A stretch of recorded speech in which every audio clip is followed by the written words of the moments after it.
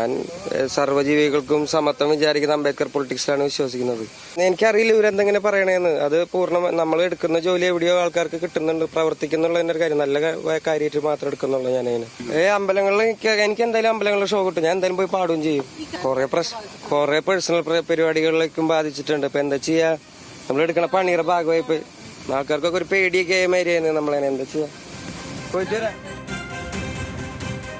വിവരങ്ങളുമായി സഹിൻ ആന്റണിയാണ് കൊച്ചിയിൽ നമുക്കൊപ്പം ചേരുന്നത്. സഹിൻ, എടുക്കുന്ന പണി കൊള്ളുന്നുണ്ട്, തന്റെ പാത കൃത്യമാണ് എന്ന് പറഞ്ഞു വെക്കുകയാണ്. വേടൻ വിമർശനങ്ങളെ പുച്ഛിച്ചു തള്ളുന്നു.